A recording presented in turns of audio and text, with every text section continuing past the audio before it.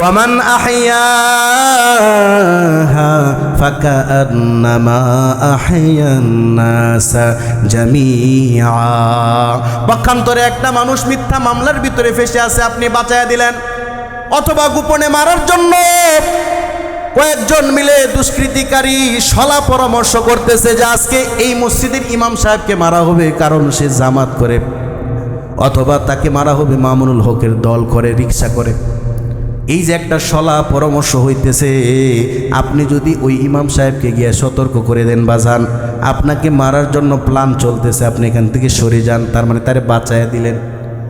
আল্লাহ পাক বলেন, এতটুকু উপকার করে আমার একটা আদরের সৃষ্টিরে যদি কেউ বাঁচায়া দেয়, তাহলে একজনকে বাঁচাইলো এমন নয়, বরং 900 কোটি মানুষকে বাঁচাইলে আমি আল্লাহ যেই সওয়াব দিতাম তার আমল নামায় দিয়া তারে জান্নাতি বানায়া দে। তার মানে মানুষকে মারবেন কেন? মানুষকে বাঁচায় রাখেন, জান্নাতি হয়ে যাইবেন। মানুষকে যদি মারেন, এর চেয়ে কপাল পোড়া, আপনার চেয়ে কপাল পোড়া আর কেউ হবে না। অতএব সাবধান, মানুষ মারবেন না। আল্লাহ পাক আরো বিস্তারিত মুমিন হত্যাকে নিকৃষ্টভাবে প্রকাশ করেছেন, ওয়ামাইয়াকুতুল মুমিনাম মুতাআম্মিদান ফাজাযাহুম জাহান্নাম। আল্লাহ পাক রব্বুল আলামিন বলেন, ইচ্ছাকৃতভাবে যদি কেউ কোনো মুমিনকে মারে, মুমিন আল্লাহ বিশ্বাসী এমন কোনো ব্যক্তিকে যদি কেউ মারে, ফাজাযাহু জাহান্নাম, তার ঠিকানা হবে জাহান্নাম। আল্লাহ যদি এতটুকু বলতেন তাহলে কিন্তু শাস্তির জন্য যথেষ্ট ছিল। আল্লাহ এতটুকু বলেন নাই, বরং বলছে যে ব্যক্তি মুমিনরে হত্যা করবে তারে আমি আল্লাহ জাহান্নামে দিব। ওয়াগদিবাল্লাহু আলাইহি, আল্লাহ পাক রব্বুল আলামিন সব সময় তার উপরে গজব ফেলবেন, গজব। এ মুসলমান, ওয়ালাআনাহু, আল্লাহ পাক রব্বুল আলামিন তারে আবার লানত দিবেন। ওয়াআদ্দা লাহুম আযাবান আযীমা। এরপরে আল্লাহ আরো বললেন, তাদের জন্য মহা মহা শাস্তির ব্যবস্থা আমি আল্লাহ করে রাখছি। বলেন নাউযুবিল্লাহ। তো বিশ্বনবী, ওই যে কথা মনে আছে, বিশ্বনবী মক্কা বিজয় করার পরে 10,000 মানুষ নিয়ে যখন বিশ্বনবী মক্কায় আসলেন, কোনো রক্তপাত হয় নাই, এমনিতেই মক্কা বিজয়ী হয়ে গেল। বলেন আলহামদুলিল্লাহ। এমনকি বিশ্বনবী যখন ঢুকবেন তখন নানান জায়গা থেকে কাফের বেঈমানেরা দলে দলে চিঠি পাঠাইতেছে, ওগো নবীজি, ওগো মুহাম্মদ, অনেক কষ্ট দিছি, আপনার কাছে আমরা সিলিন্ডার করতে চাই, সিলিন্ডার। বলেন না মারহাবা। বিশ্বনবী মায়া নিয়া, দরদ নিয়া মক্কা নগরীতে আসলেন 10,000 সাহাবী নিয়ে। তখন আরো 2,000 মুসলমান হইলেন, এই মোট সংখ্যা হলো 12,000। 10,000 আর 2,000 কয় হাজার হয়? এই 12,000 মুসলমান একত্রিত হইলেন। এই দিক দিয়া কাফের বেঈমান যারা আছে তারা ওই হুনাইনের ময়দানে একটা বিশাল প্রস্তুতি নিছে, আশ্চর্য প্রস্তুতি। লোকটার নাম হলো মালেক। বড় ধরনের কাফের, এই বিশ্বের 11টা দলে কাফের ছিল। ওই সমস্ত দলের মানে 11টা দল ধরে সে কবজা করে নিয়ে বিশ্ব নবীর বিরুদ্ধে নামছে। বলেন নাউযুবিল্লাহ। এমনভাবে প্রস্তুতি নিছে, এই বিশ্বের কোনো যুদ্ধ এমন প্রস্তুতি নেওয়া হয় না। যুদ্ধের ময়দানে গেছেন, যুদ্ধ করতেছেন, কাফের মারবেন, কিন্তু বাড়িতে বউ আছে, যদি মনে পড়ে যায় ফিরে যাওয়ার সম্ভাবনা আছে না নাই? আমার কথা বুঝতেছেন? এই যুদ্ধের ভিতরে তাই বউগুলোর সঙ্গে নেওয়া হয়েছে। কেন সঙ্গে নেওয়া হয়েছে? যুদ্ধের ময়দানে মুসলমানরে কচু কাটা হবে, মুসলমানরে মারা হবে। বউয়ের কারণে যেন কোনো লোক বাড়িতে ফিরে না যায়, এই জন্য বউগুলার সঙ্গে নিছে। যুদ্ধের ময়দানে যুদ্ধ করতেছে, হঠাৎ যদি সন্তানের কথা মনে পড়ে যায়, হয়তো বা বাড়িতে চলে যাবে। তাই মালেক খাটাস ইসলামের বিরুদ্ধে, নবী মুহাম্মদুর রাসূলুল্লাহ পড়েন না সাল্লাল্লাহু আলাইহি ওয়াসাল্লামের বিরুদ্ধে যুদ্ধ করার জন্য সন্তান আদি যারা আছে তাদেরকে নিয়ে নিছে যে চলো সন্তান নিয়ে যাও। হয়তো বা যুদ্ধের ময়দানে মনে পড়ে যাবে আমার গরুর বিছুন আছে, গরুর পাল আছে, আমার ধন দৌলত আছে, এগুলোর কথা মনে পড়ে যাবে, যুদ্ধের ময়দান ছেড়ে পালিয়ে আসবে। এই জন্য সব কিছু নিয়া ছাগল ভেড়া যা কিছু আছে, এমনকি ডুল ভরা ধান, ওদের শুধু ধান নাই, খেজুর ইত্যাদি যা কিছু আছে খাবার দাবার সহ সব নিয়া হুনাইনের প্রান্তরে 22,000 কাফের বেঈমান একত্রিত হয়ে ইসলামের ঝান্ডাকে নামিয়ে দিবে, মুছে দিবে, বিশ্ব নবীকে দুনিয়া থেকে বিদায় করে দিবে। এই প্ল্যান নিয়ে বসে আছে, বলেন নাউজুবিল্লাহ। এমন সময় জিব্রাইল আমিন আলাইহিস সালাম খবর নিয়ে গেলেন, ওগো নবীজি 16-17 দিন হইল মাত্র মক্কা বিজয় হয়েছে, আপনি তো আনন্দে মাতোয়ারা, আপনি শুকরিয়া আদায় করতেছেন, আপনি খুশি আছেন, কথা ঠিক, যেহেতু এই মক্কার মানুষকে হেদায়েতে আনার জন্য আপনি সব থেকে বেশি কষ্ট করেছেন, ঠিক না বে ঠিক বলেন? কারণ বাবার দেশ, দরদ কম না বেশি?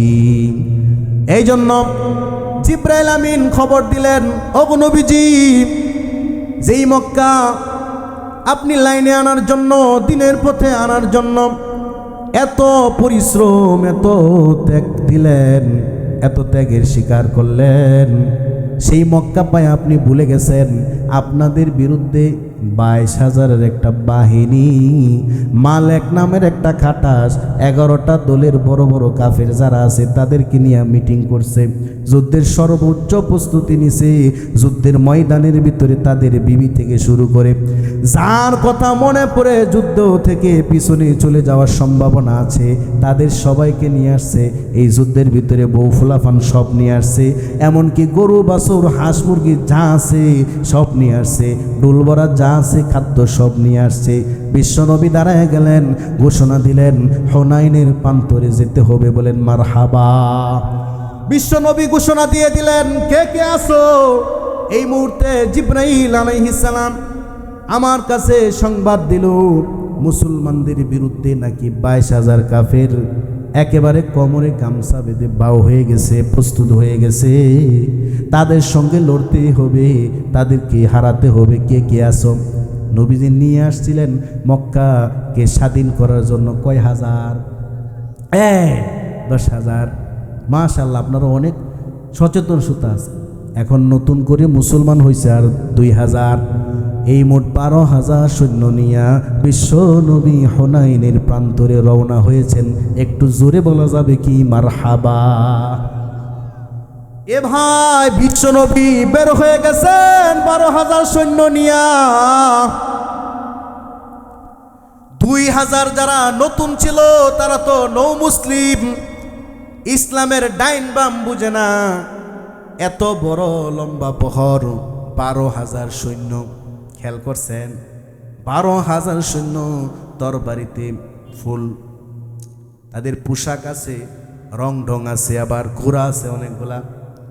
এইগুলো দেখে নৌ মুসলিম যারা আছে তাদের মনের ভিতরে একটু অহংকার চলে আসছে। অহংকার কি অহংকার? আমরা যে সংখ্যায় স্বল্পতার কারণে, কম হওয়ার কারণে হেরে যাই, মানে মুসলমানদের কথা বলতেছে, আমরা যে সংখ্যায় কম হওয়ার কারণে হেরে যাব, এটার আজ কোনো সম্ভাবনা নাই, বরং আমরা আজকে জিতবো, কারণ আমাদের সংখ্যা 12,000, কম না। ওইদিকে কাফের সংখ্যা হইল 22,000। কথাটা বুঝেন? নৌ মুসলিম যারা আছে তাদের ভিতরে একটু অহংকার চলে আসছে, আজকে আমাদের সংখ্যা অনেক বেশি, অতএব আমরা জিতে যাব। বিশ্ব নবী রওনা হয়ে গেলেন। রওনা হয়ে যাওয়ার পরে ওই যে 22,000 পরিপূর্ণরূপে তারা কিন্তু প্রস্তুত হয়ে আছে, এভাবে প্রস্তুতি নিচ্ছে। সেই মুহূর্তে পাহাড়ের এই জায়গা দিয়া মুসলমানরা ঢুকতেছে পাহাড়ি অঞ্চল, তখনই আচমকা তাদের উপরে হামলা আসে। এই হামলার কারণে বাজানামা 22,000 কাফের বেঈমান একত্রে যখন হামলা শুরু করছে, তখন 12,000 মুসলমান ছত্রভঙ্গ হয়ে গেছে, বলেন নাউজুবিল্লাহ। তাদের ভিতরে একটু অহংকার চলে আসছিল, অহংকার যেটা পতনের মূল।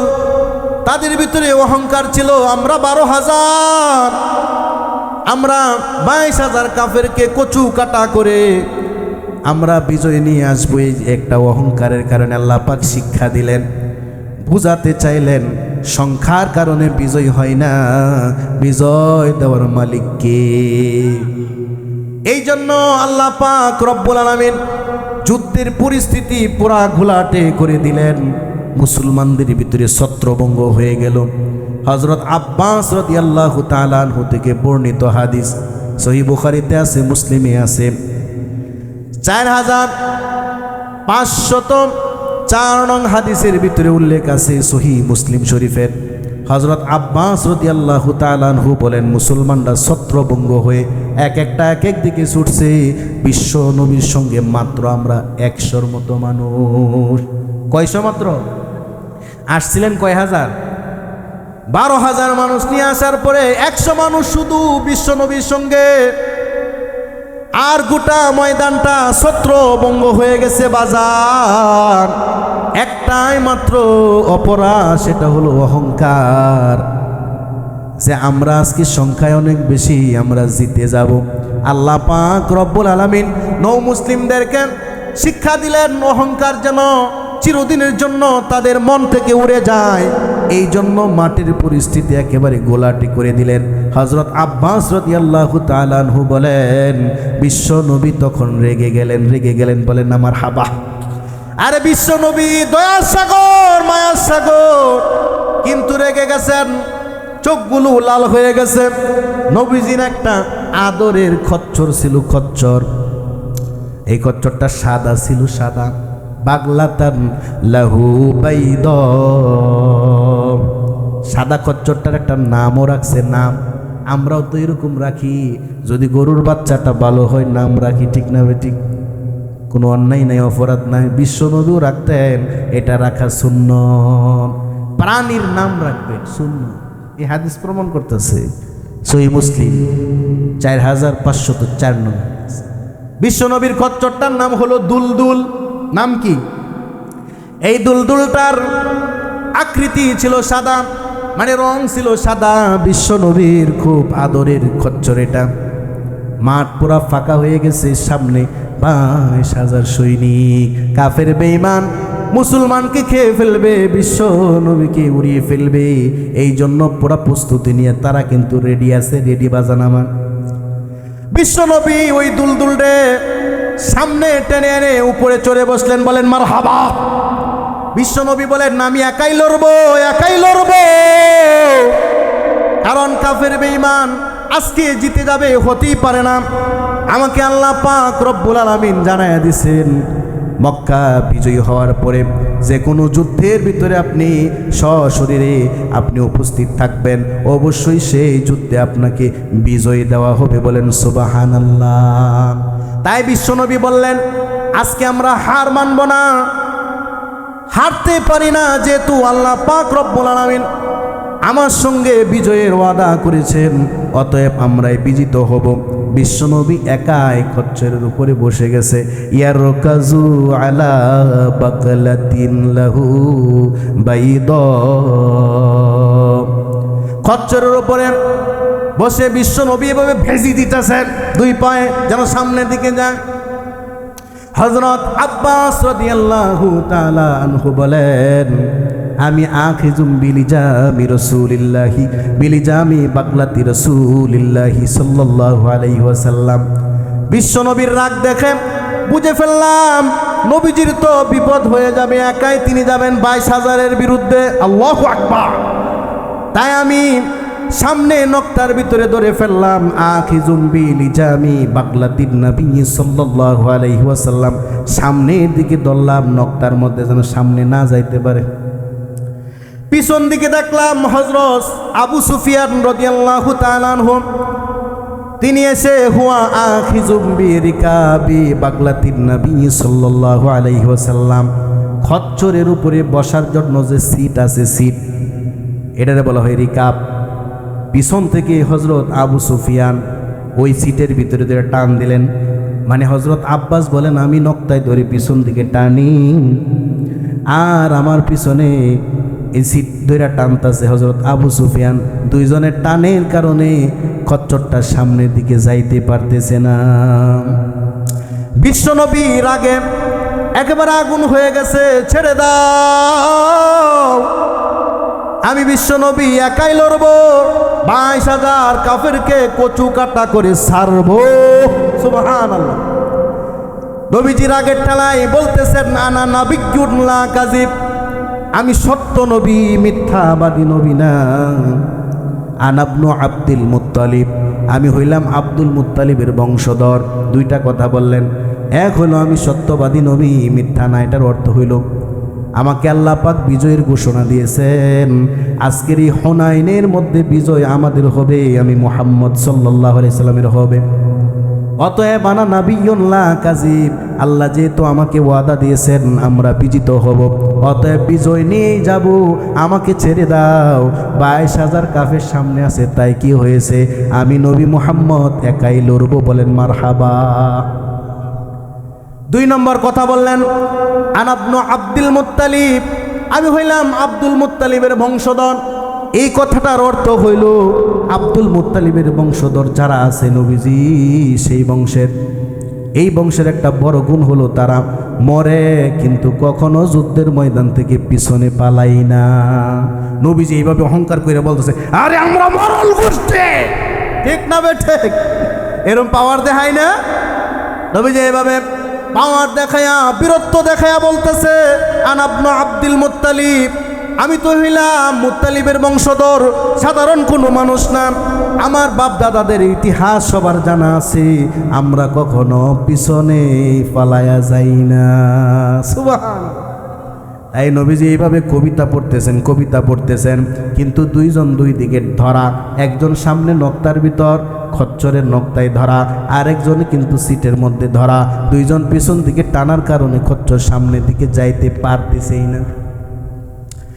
হযরত আব্বাস রাদিয়াল্লাহু তাআলা আনহুকে নবীজি আবার শেষমে যখন তার খচ্চর নিয়ে সামনের দিকে যেতে পারতেছেন না, তখন তিনি ঘোষণা দিয়ে বললেন, ইয়া আব্বাস নাদি আসহাবাস সামুরা, হে আব্বাস আপনার গলা অনেক উঁচু, আপনার গলার আওয়াজ অনেক উঁচু, অতএব আপনি পাহাড়ে দাঁড়ায়া যান, পাহাড়ে দাঁড়ায়া ডাক দেন আসহাবুস সামুরা যারা আছে তাদেরকে ডাক দেন। আসহাবুস সামুরা কারা? কয়েকদিন আগে মানে 2-3 বছর আগে বিশ্বনবী মক্কায় হজ করার জন্য আসতেছিলেন। মক্কা নগরী নিরাপদ কিনা এই জন্য খবর আনার জন্য পাঠাইছেন 2 জন সাহাবীরে, একজন হযরত উসমান রাদিয়াল্লাহু আনহু, এর সঙ্গে আরেকজন। কাফের বেঈমানেরা এই 2 জনকে আটকায়া রাখছে, রাইখা খবর পাঠাইছে নবীজির মেয়ের জামাই হযরত উসমান রে নাকি তারা শহীদ করে দিছে। বলেন নাউজুবিল্লাহ। বিশ্বনবী তখন রেগে মেগে ওই সমস্ত সাহাবী যারা নবীজির সঙ্গে হজ করতে আসতেছিলেন তাদেরকে ডাক দিলেন, সত্যি সত্যি যদি উসমানকে তারা হত্যা করে ফেলে, তার বিচার, তাদের বিচার আমরা করে এখান থেকে যাব, এখন হোক অথবা কিছুদিন পরে হোক, আমরা তাদেরকে উত্তম জবাব দেব। কে কে রাজি আছো? নবীজি বাবলা গাছের নিচে বসে এই ঘোষণাটা দিলেন। সামনে 1400 সাহাবী তারা দৌড়ে আসলেন, বিশ্বনবী আমরা সবাই রাজি আছি, আপনার মেয়ের জামাই ইসলামের একটা বড় ধরনের নক্ষত্র সাহাবী হযরত উসমানকে যদি তারা সত্যি সত্যি যদি তারা শহীদ করে থাকে, এটার জবাব আমরা দেব। 1400 সাহাবী ওয়াদা করেছিলেন সেই বাবলা গাছের তলায়। এই বাবলা গাছটার আরবি নাম হলো সামুরা। নবীজি বললেন, ওই যে কিছুদিন আগে 2.5 থেকে 3 বছর আগে আমার হাতে বাবলা গাছের নিচে বায়াত গ্রহণ করেছিল 1400 সাহাবী, যে যতদিন উসমান হত্যার বিচার না হবে ততদিন আপনার পিছু ছাড়ব না। আসলে খবরটা ভুয়া ছিল। ওই যে শপথ নিয়েছিলেন যারা যারা নিয়েছে তাদের নাম হলো আসহাবুস সামরা। বাবলা গাছের নিচে শপথদারী যারা আছে তাদেরকে ডাক দাও, 1400 সাহাবীকে ডাক দাও। হযরত আব্বাস রাদিয়াল্লাহু তাআলা আনহু বলেন, আমি দাঁড়ায় গেলাম, দাঁড়ায় ডাক দিলাম, ইয়া আসহাবাস সামরা, ওহে বাবলা গাছের নিচের শপথধারী সাহাবীরা, কোথায় আছো তোমরা? 1400 সাহাবী তোমাদের ডাক পড়েছে, বিশ্বনবী তোমাদেরকে ডাক দিয়েছেন। ডাক সাধারণ কোনো ব্যক্তির ডাক না, বিশ্বনবী ডাকতেছেন, অতএব তোমরা ফিরে আসো, ফিরে আসো। হযরত আব্বাস বলেন, আমি শুধু এটা আওয়াজ করছি, আল্লাহ পাক রব্বুল আলামিন যুদ্ধের পরিস্থিতি পরিপূর্ণ রূপে পরিবর্তন করে দিছে। 1400 সাহাবী দূর দূর থেকে এবার নবীর কাছে বেরিতেছে আর পড়তেছে, লাব্বাইক লাব্বাইক ইয়া রাসূলুল্লাহ। সুবহানাল্লাহ। পরিস্থিতি পরিবর্তন হয়ে গেছে। চতুর্দিকের যত সাহাবায়ে কেরাম আছে এলোমেলো ভাবে হযরত আব্বাস যখন ডাক দিয়েছেন, ঘোষণা করছেন, আসহাবুস সামরা বাবলা গাছের নিচে নবীজির হাতে হাত রেখে বায়াত যারা গ্রহণ করেছিলে তাদেরকে নবীজি ডাক দিয়েছেন, অতএব সমবেত হও। মান সম্মান বজায় রাখার জন্য আল্লাহ পাক রব্বুল আলামিনের নবীর ইজ্জতের দিকে তাকিয়ে তোমরা সমবেত হও। হযরত আব্বাস বলেন, আমি যখন এইভাবে ডাক দিলাম, বাছুর যেমন ভাবে ডাক দিলে তার মা থাকতে পারে না, দড়িটা ছিঁড়ে যেতে চায়, আর দড়ি যদি কোনো কারণে ঢিলা পায় তাহলে অবশ্যই সেই বাছুরের কাছে চলে যায়। এর উল্টাটা হয় যখন মা যখন ডাক দেয় দুধ খাওয়ার জন্য, বাছুর যেইভাবে আসে। হাদিসের শব্দ এরকমই। হযরত আব্বাস বলেন, যুদ্ধের পরিস্থিতি পরিবর্তন হয়ে গেল। চতুর্দিক থেকে সাহাবায়ে কেরাম লাব্বাইক বলে বলে বলে বলে নবীজির কাছে আসতে লাগলেন, একেবারে সবাই চলে আসলেন, বলেন আলহামদুলিল্লাহ। যুদ্ধের ময়দান পরিবর্তন হয়ে গেল। এবার বিশ্বনবী সাল্লাল্লাহু আলাইহি ওয়াসাল্লাম বললেন, ইকতাতালু আল কুফফার, কাফেরদেরকে অ্যাটাক করো, তাদেরকে কচুকাটা করো, তাদেরকে তাড়াতাড়ি জাহান্নামে পাঠায় দাও। বলেন নাউজুবিল্লাহ। আল্লাহর নবী ঘোষণা দিলেন, জাহান্নামে পাঠায় দাও, জাহান্নামে পাঠায় দাও, বিজয় আমাদেরই হবে, অন্য কারো বিজয় হতে পারে না। যেহেতু আমি সত্য নবী, অতএব যুদ্ধ করো। সমস্ত সাহাবায়ে কেরাম সমবেত হইলেন। সমবেত হইয়া এরপরে অ্যাটাক করলেন। আল্লাহ পাক রব্বুল আলামিন তাদেরকে এমন শক্তি দান করলেন, এমনকি আল্লাহ রব্বুল আলামিন আসমান থেকে ফেরেশতা পর্যন্ত পাঠাইছেন, পাঠায়া তাদেরকে সাহায্য করলেন। তারা সবাই মিলে যখন 22,000 কাফের বেঈমানের বিরুদ্ধে লড়লেন, তখন দেখা গেল ইসলামের বিজয় হয়ে গেল। বলেন আলহামদুলিল্লাহ। 70 জন কাফেরকে কচুকাটা করে জাহান্নামে ফেলে দেওয়া হলো। তারা 70 জনকে জাহান্নামে পাঠাইছে, আর প্রায় 6,000-এর মতো বন্দি করছে। ওই যে ছাগল আছে এগুলোই প্রায় 30,000-এর উপরে পাইছে। আল্লাহু আকবার। এরপরে কুট আছে, আর কত কিছু আছে, কত বন্দি, কত যে সম্পত্তি লাভ করছে। এগুলো লাভ করে যখন তারা বুঝতে পারছে যে আমরা অহংকার করে ফেলেছি, এই জন্য আল্লাহ রাগ করেছেন।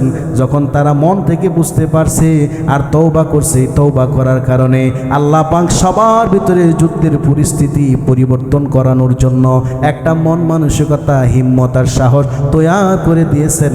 আর তারা বিজয়ের বেশে ইসলামকে উন্নত করে, নবীর নামকে উন্নত করে, উঁচু করে, আল্লাহর নামকে উঁচু করে তারা বাড়িতে ফিরে আসছে। বলেন আলহামদুলিল্লাহ।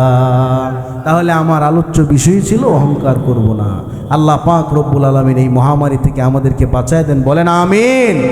অহংকারীর যে সাজাগুলো আমরা শুনলাম, এগুলো নিজেও মনে রাখবো, আর যারা এখনো শুনে নেই ইনশাআল্লাহ এইগুলো আমরা তাদেরকে শোনায় দেব। আল্লাহ